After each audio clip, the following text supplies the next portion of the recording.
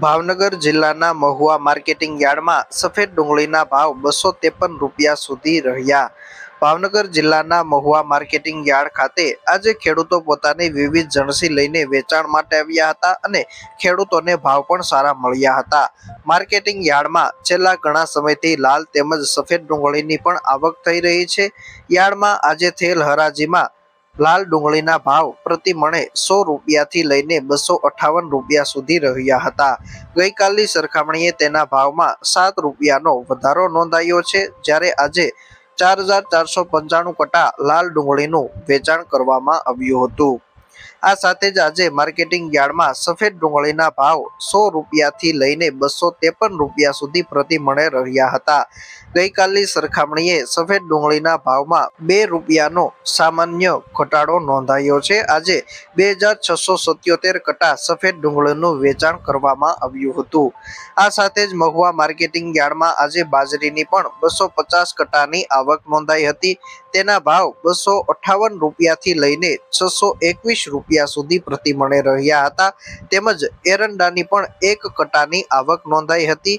તેના ભાવ 1251 રૂપિયા સુધી પ્રતિ મણે રહ્યા હતા। આ સાથે જ મહુવા માર્કેટિંગ યાર્ડમાં આજે સફેદ તલના ભાવ 1111 રૂપિયાથી લઈને 1960 રૂપિયા સુધી રહ્યા હતા।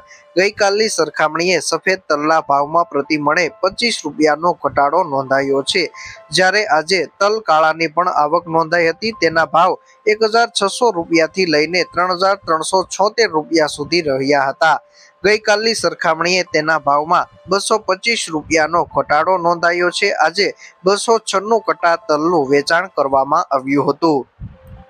આ સાથે જ માર્કેટિંગ યાર્ડમાં આજે ચણાનું પણ વેચાણ કરવામાં આવ્યું હતું, જેના ભાવ 975 રૂપિયાથી લઈને 1086 રૂપિયા સુધી રહ્યા હતા અને 29 કટા ચણાનું વેચાણ આજે કરવામાં આવ્યું હતું। મહુવા માર્કેટિંગ યાર્ડમાં હાલ નવી મગફળીની આવક પણ શરૂ થઈ ગઈ છે। માર્કેટિંગ યાર્ડમાં આજે મગફળીની 123 ગુણીનું વેચાણ કરવામાં આવ્યું હતું, જેમાં મગફળી નવીના ભાવ 1000 રૂપિયાથી લઈને 1252 રૂપિયા સુધી રહ્યા હતા, જ્યારે મગફળી G20ના ભાવ 900 રૂપિયાથી લઈને 1038 રૂપિયા સુધી પ્રતિ મણે રહ્યા હતા। આ સાથે જ માર્કેટિંગ યાર્ડમાં મગફળી 32ના ભાવ 968 રૂપિયા સુધી રહ્યા હતા, જ્યારે નારિયેળના 12893 નંગનું વેચાણ કરવામાં આવ્યું હતું।